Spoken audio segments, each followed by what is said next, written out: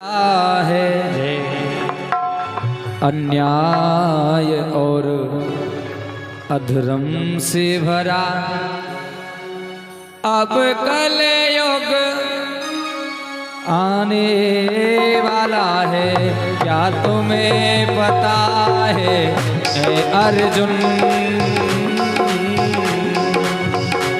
क्या तुम्हें पता है ऐ अर्जुन, ये द्वापर जाने वाला है अन्याय और अधर्म से भरा ये कलयुग आने वाला है।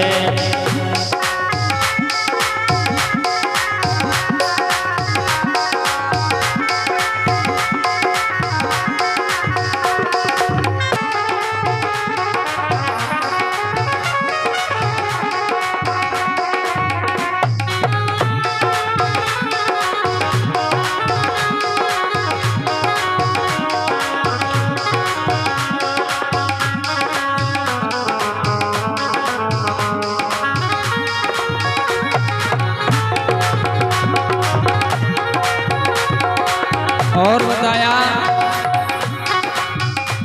ज्ञानी की कोई कदर नहीं, अज्ञान बिकेगा कलयुग में, अज्ञान बिकेगा कलयुग में, अज्ञान बिकेगा कलयुग में। इंसान बिकाता सतयुग में, भगवान बिकेगा कलयुग में, भगवान बिकेगा कलयुग में, भगवान बिकेगा कलयुग में। वो सत्कर्म धर्म की ये बातें, सत्कर्म धर्म की ये बातें अब पाप डुबोने वाला है।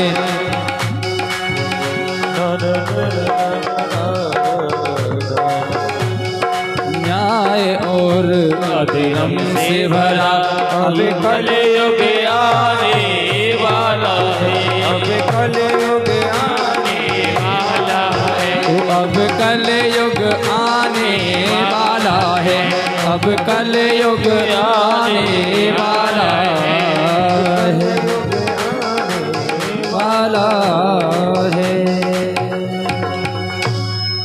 परीक्षित आज मेरे कन्हैया ने कलयुग की पहचान अर्जुन को बताई। अर्जुन से कहा अर्जुन द्वारका जाओ, 10-5 जो यदुवंशी बचे हैं ना उन्हें तुरंत द्वारका छोड़ दे और मथुरा चले जाएं। इतने में बहेलिया ने बाण छोड़ा और बहेलिया का बाण भगवान के पैर पर लगाना, तो आज मेरे भगवान ने आवाज लगाना प्रारंभ किया, आवाज लगाना प्रारंभ। परीक्षित को बताया हे परीक्षित, बहेलिया ने जैसी आवाज को सुना दौड़ा दौड़ा प्रभु के चरणों में प्रणाम किया। हे प्रभु मुझसे बड़ी गलती हुई, मुझसे बड़ा अपराध हुआ, मुझसे बड़ी भूल हो गई, आप मुझे माफ करिए ना। देख भैया इसमें तेरा कोई दोष नहीं है, समय ही ऐसा है कि समय समय की बात है, समय बड़ो बलवान कि समय समय की बात है, समय कुपरखे ज्ञानी और काऊ समय पे धूप तो भैया काऊ पे बरसे पानी। हाँ। समय की बात है, तेरा कोई दोष नहीं है भैया। तू बाली था, मैं राम था, मैं कृष्ण हूं। आज तूने मेरे उस बदले को पूर्ण किया और आज भगवान के शरीर से दिव्य ज्योति निकली और मेरे भगवान आज जा रहे हैं। भगवान के पंच प्राण यो वेति भौतिकम रूपा कृष्णस्य परमात्मना सचेलम स्नात माचरेतम द्विजाकर्मणम बहिष्कृत। व्यास जी कहते हैं भगवान कृष्ण का कभी जन्म नहीं होता, भगवान की कभी मृत्यु नहीं होती, भगवान तो अवतार लेकर आते हैं और अंतर ध्यान हो जाते हैं। देवता सोच रहे भगवान किधर गए किधर गए, भगवान का तेज आज कलयुगमय कल्याण कराने वाली श्रीमद् भागवत महापुराण में आकर विराजमान हुआ है। भागवत में विराजमान सुखदेव जी कहते राजन कलयुग में बड़े बड़े दुर्गुण होंगे, सत्य कोई बोलना नहीं चाहेगा। जैसे बलवान अपने बल से व्यक्ति को दबा देगा, धनवान अपने धन से दबा देगा। व्यक्ति इस संसार में बोले भैया नीच कर्म करने लगेगा। हाँ नीच कर्म धीरे धीरे बोले भैया लोग माता पिता की सेवा करना बंद कर देंगे, भगवान के भजन करना बंद कर देंगे, भगवान की कथाओं में जाना बंद कर देंगे, भैया कलयुग में आदि व्याधि का कष्ट व्यक्ति को होगा। आदि व्याधि यानी भूत प्रेत का कष्ट व्यक्ति के जीवन में ज्यादा आएगा। यही कलयुग है कि काल बारी बार दराऊ परे बिन अंग दुखी पर लोग मरे। कलयुग ऐसा आएगा जैसे इस कलयुग में कभी कभी व्यक्ति पानी के लिए तरसता है ना, ऐसे ही अन्न के लिए तरसने लगेगा। अन्न के लिए व्यक्ति तरसेगा, मांस भक्षण करके व्यक्ति अपने पेट को भरेगा। और ऐसा कलयुग आएगा परीक्षित, व्यक्ति की उम्र 100 वर्ष, लेकिन इस कलयुग में 10 वर्ष ही रह जाएगी आगे जाकर के। महाराज एक बैंगन के वृक्ष के नीचे व्यक्ति सोएगा, खाएगा, पिएगा। पहले लोग बड़े होते थे, अब बौने होते जा रहे, यही कलयुग है। इसलिए राजन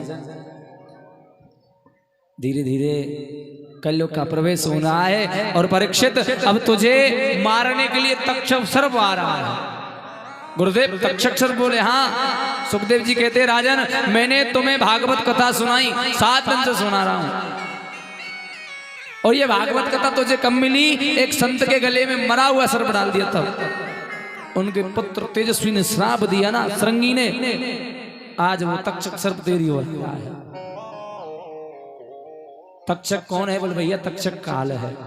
राजन मैं तुम्हें बताना चाह रहा हूं, तक्षक आपको काट नहीं सकता, क्योंकि अब तक तुमने मेरे से जो हजारों प्रश्न किए ना, मैंने तुमको जवाब दिया। अब एक प्रश्न मैं भी तुझसे करना चाहता हूं। सुखदेव जी बोले क्या क्या तुम मरोगे?